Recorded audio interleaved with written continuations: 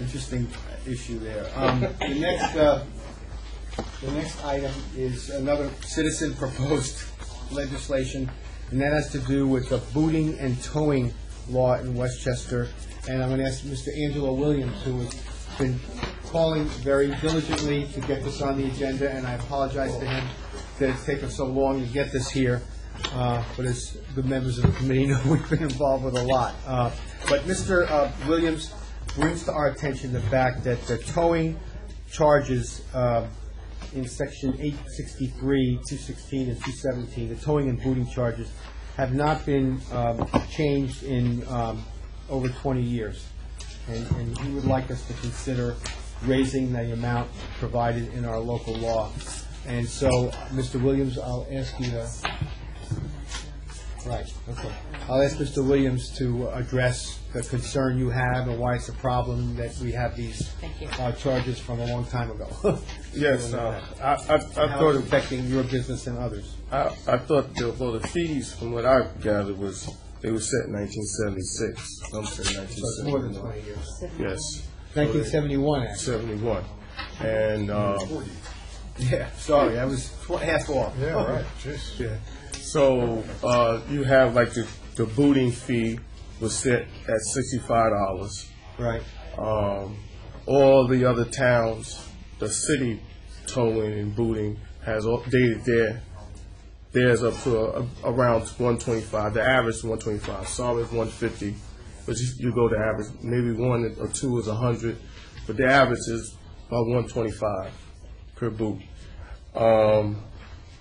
And the language that was set, and I mean that I'm looking for is 125, and I would like the language to be is set at 125, not up to 125, because in 1991, New Rochelle decided that, hey, we don't like this guy, or for whatever reason they wanted to do it, and they set back the boot fee to $15. They set back the pickup fee to $15. And when tow companies would come from Yonkers or Harrison or somewhere, as soon as they go lift up the car, they said, well, you got to pay $15. There's more than the gas, to get there. The gas prices was set at $1.50 per mile in 1971. It's still that price. I look to be fair to raise it to $5 per mile. Storage fees was set at $5 per day. The regular set fee for storage in most of the cities is $25 and up. So I look to at least get to $25 for that. I also been doing this for a long time, so I know the people complaints that we booting, and I know different tow companies taking advantage of people. So these people, they're adding labor fees. That shouldn't be allowed. Once you have a set fee, they shouldn't have, we use a dolly wheel, so we can charge another $20. Oh, we could use this, and this guy's working on it, so that should not be allowed.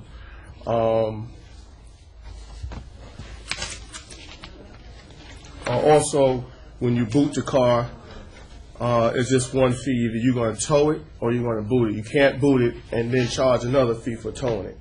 So it's either one or the other. That should be implemented. As far as over 6 vehicles, is actually over 6,000 tons. Most vehicles that was set. Most vehicles in 1971, no vehicles was over 6,000 pounds. And vehicles were very light. The average van was still maybe 2,000 pounds. One of them big vans. Now they make the cars lighter. So what's happening with the tow companies, there's a loophole in the law that says anything over 6,000 pounds, fees don't apply. So they're charging $400, $600, $800, and there's no law that's set to say you can't.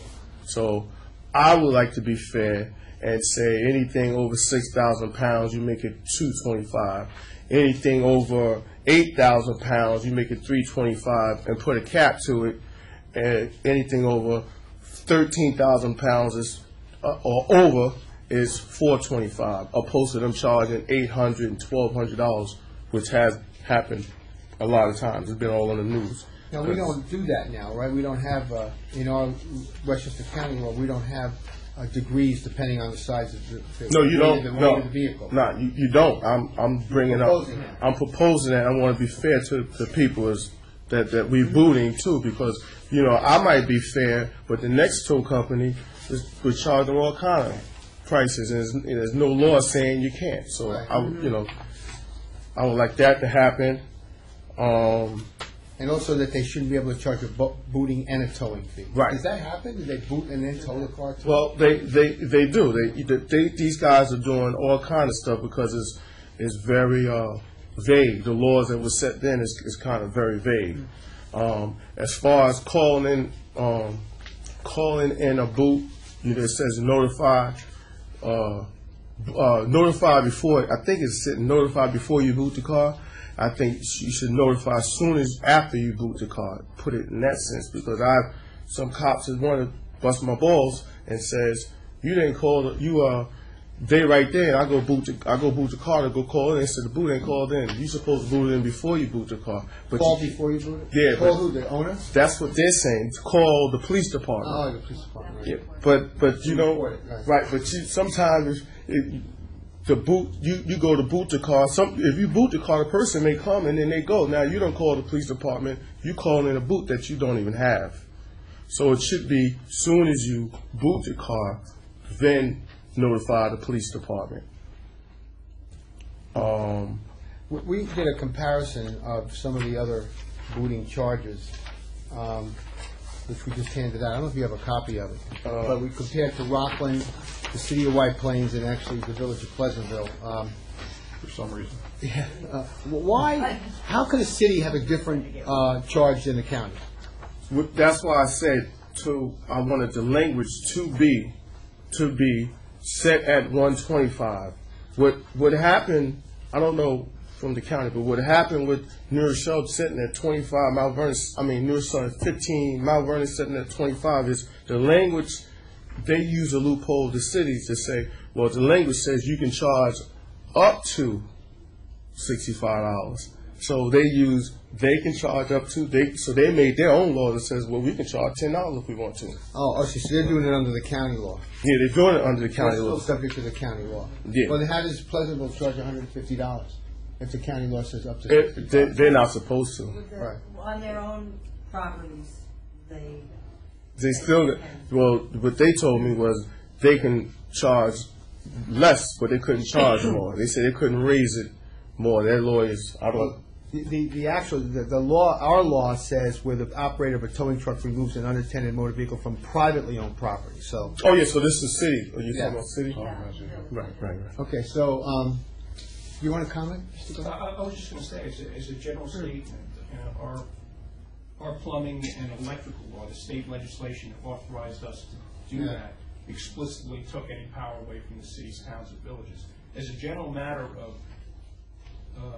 municipal home rule, Right. our measure, to the extent it's regulating an industry, can only be effective in a city, town, or village that's not regulating that same industry. So if they're not regulating it, we can regulate it. But if they're regulating it, we're kind of reverse preempted in a sense? Yes, sir. Now see, when they changed that law, I came here. It was I think 91, 92. I came here and I wanted to know how could they change it to $15. You're putting people out of business. When you boot cars and you have people putting, how I do boot cars, the banks and different property owners, while I'm so efficient, they like for me to put someone there during those hours that they really have a problem. Because most of the time when the people call a tow truck, about the time they come there, the people are gone. They may get an hour, half hour, 2 hours, and at 12 o'clock everybody want to go to the bank to go do their banking, and the whole lot's full and they can't park in the bank. So what I do, I provide a booting service that I put the people right there. So they park, they get booted, they right away. So I have a lot of places that I do that, and I pay the guys on commission. I can't pay them an hourly, hourly rate because they don't have to do nothing. They can sit there and get paid for nothing. So now, being able to set the boot fee at a lower price, or even now, I need to be at 125, but New Rochelle actually going to put me on who am I going to get to boot a car for $5? To yelling and screaming. So your particular problem is that these municipalities are actually putting in a lower booting fee than the county. Yeah. But like the city of White Plains, our comparison shows they charge $125. I wanted to, because y'all haven't went up but you should have been up. If you're booting or towing a vehicle in White Plains, you could charge $125. No, only $65 plus tax. Because the city towing was changed. The private property hasn't been changed. I see. For the city. So these numbers, Mindy, these numbers are only for city property. But no, they may be private. Like the municipal parking Publicly lot. owned land, right. Yeah, because our law covers private property. Is that right, Mr. Go? We got that right? Well, by my reading of it, they could very well make a local law concerning parking on private property, and I thought that was what that was. But I can cite the provision of the municipal home rule law. Right. Well, maybe we can check the city of White Plains. We're a little bit under researched on this one. Well, didn't we ask some commissioners to come in today and talk about this? Absolutely. Who did we ask? I asked for Tom Gassione and John Gassione and John Chu. Okay, and this falls under their jurisdiction, both of them. Okay, so we'll have them in 2 weeks to come back and give us some background on how this works. Okay, and just to say, I'm booting cars just the same as the police department or who they hire booting cars. I have a rougher job in booting cars because I don't have a police department to come sit there in the car, call the tow company, come boot the car, but I'm doing the same work, a harder job and working. And I don't feel that all these years, because their fee's been up, not just this year. I mean, I've known White Plains to boot fee to be another 8, 6, 7 years ago or more. The county should have raised it little by little, and if it had, it would be that price too. If it had went along like it should have, it would be up to that price. It might be 100, 125 to 150 because it should have been regulated every so many years, and it wasn't. So the county law says the fees only apply to vehicles that do not exceed 3 tons, and as you point out, so if it's over 3 tons, they can charge whatever they want. No, that says 3 tons. I think that's wrong. I think it's 6,000. It's 6,000 tons. 6,000 pounds. 6,000 pounds, 3 tons. Oh, yeah. So and the county law says that, but then there's no fee. There's no set fee to charge. So people are, you got some road companies, they charge you $500, $600, $800. They look at it. So they should have a cap on it because you have Hummers, that's 20,000 pounds. You have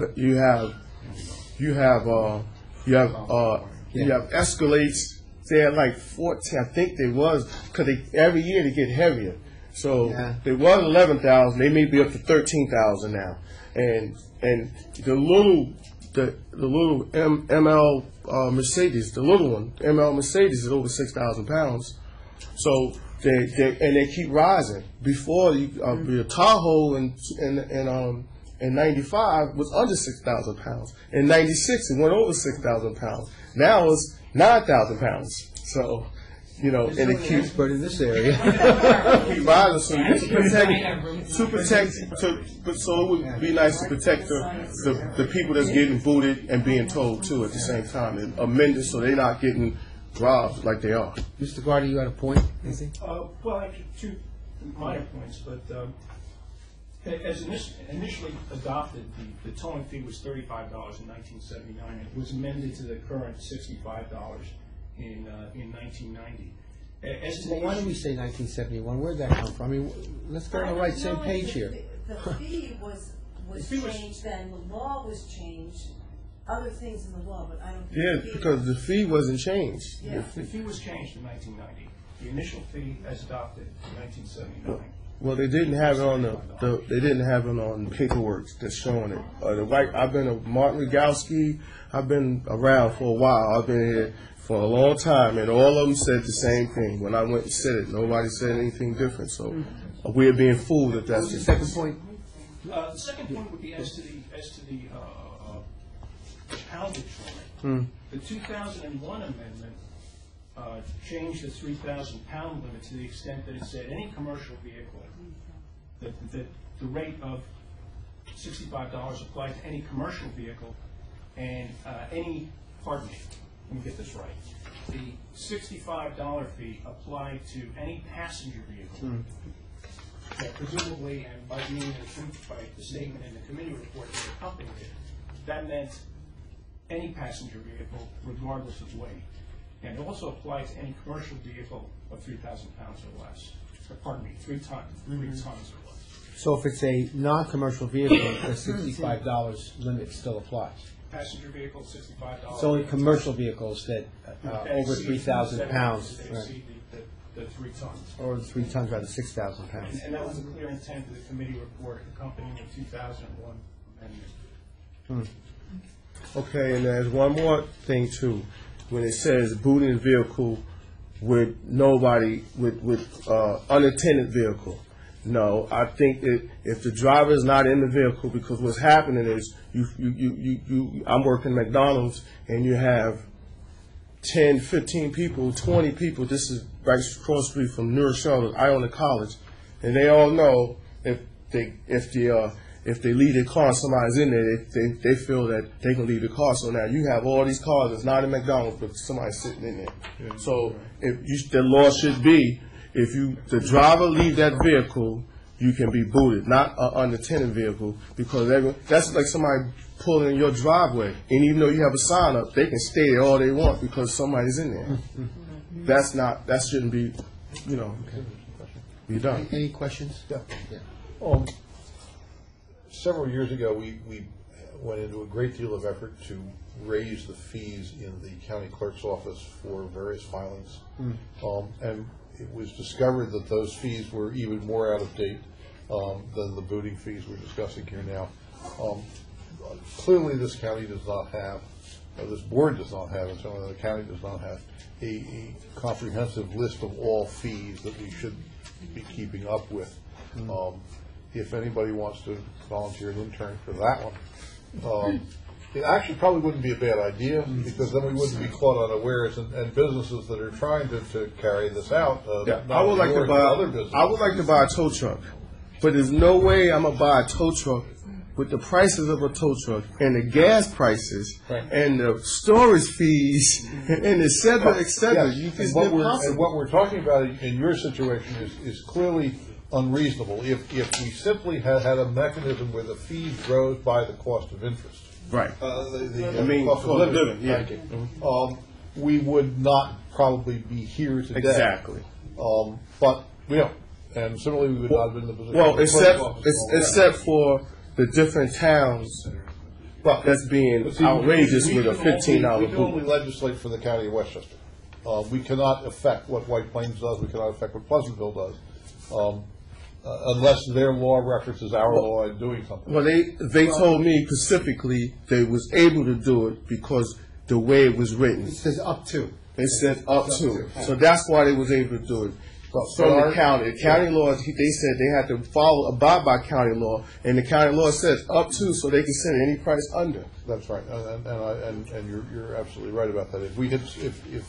But the point I think is that we need perhaps to try to get a master list of fees so that we don't put businesses in this position repeatedly, or ourselves as county government, or anyone else that we influence. Excuse me, you have no idea how many tow companies in New Rochelle that's not here now. You can't, the private property, you can't survive. The reason why I'm around is I did more booting, and I had different parking lots that had a lot of booting that made me, that I was able to survive with the $15, and I had enough booting where I paid somebody $5. They had to boot 9, 10, 12 cars. And sometimes when they only booted 4, 5, 6 cars, I had to come in my pocket and pay them. They're gonna sit there for $8 or $5, and so it was rough for me. And no one should go through that, and laws should be set so no town can put somebody through that, no company through that.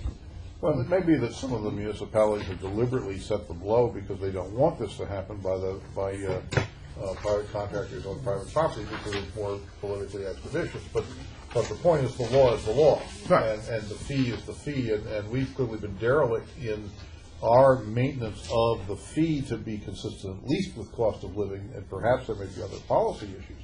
But we need to look at this. Well, the city has updated.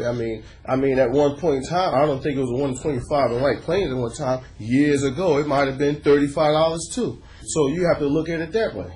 That's going to be something that will obviously have to be taken up with White Plains. But I think this is a very worthy thing, Mr. Chairman, to be doing, and I would hope that we can get at it and do something comprehensive about what we do. Any other questions? I think what we need to do is, again, Melanie, I think we need to get some input from the commissioner, whichever commissioner really has jurisdiction over this, as to how our law interacts with the laws of other towns and villages, and whether I got a response this morning that they weren't. I know. We expected them to be here. Well, I went to Consumer Protection, Yeah. and then they told me what I'm telling you. The way the law was written, that's how they are able to do it. They said it was written that way. It says up to. That we understand, but to understand whether a city or a village or a town can adopt some different amount, forget the up to, but whether they can still adopt some different amount, as Mr. Gardner says, we need to check that out. So. Yeah. See exactly what areas you are benefiting from if we do this. Understand. All right, so could you have them check, that's for the county attorney, I guess, just to confirm, Mr. Gardner, whether, we are, whether local law can preempt our law, essentially reverse preempt our What law. I'm looking at is Municipal Home Rule Law 10. Right. Sub 1, small Roman 2, A, and then it's 12. Okay. And what does it say? Oh, that one. You never know with John. That's Yeah, that's true. beyond me. In addition to the powers granted in the Constitution, the statute of local governments, or in any other law, every local government, as provided in this chapter, shall have power to adopt and amend local laws not inconsistent with the provisions of the Constitution or not inconsistent with any general law relating to the following subjects, whether or not they relate to the property affairs or government of such local government, except to the extent that the legislature shall restrict the adoption of such a local law relating to other than the property affairs or government of such local government. A county, city, town, or village. And then it's 12. The government, protection, order, conduct, safety, health, and well-being of persons or property that are therein. This provision shall include, but not be limited to, the power to adopt local laws providing for the regulation or licensing of occupations or businesses, provided, however, that, and there's an A that doesn't apply, and B, except in a case wherein to the extent that a county is specifically authorized to regulate the licensed occupation or business, the exercise of such power by a county shall not relate to the area thereof in any city, village, or area of any town outside the village or villages therein, during such time as such city, village, or town is regulating and licensing the occupation or business in question. A billion pieces of the English language they wrote there. Syntax trouble. What it boils down to is... I see your point. So maybe we could just confirm that Mr. Williams, what Mr. Gardner says is that it may be possible that a town or city may be able to, even if we had specified the amount, it has to be 125, they may be able to do something different under the law. And that's distinct from, again, the plumbing electrician Right. Example. Because the state legislation explicitly provided that we were to preempt multiple. Okay. So I think we need that input then, and maybe we could just get a memo from the county attorney's office confirming that. Yeah. I just raise something in the minute. Go ahead. with the knowledge. We'll get to the minutes in a second. All right, thank you, Mr. Williams. We're going to have this on in 2 weeks again and take it to the next step and see where we go, okay? So would you just notify me, or how would that work? Yeah, we'll notify you. You have Mr. Williams' contact information, right? Yes. Right. Thank you. You know, this exercise is helpful because, you know, we have small businesses like Mr. Williams' business and Mr. Carey's business, and if we got laws that are making it harder for them and more difficult for them to survive and be profitable, we ought to look at those. So, thank you. Sorry it took so long to get you here, but we're on this now. Thanks.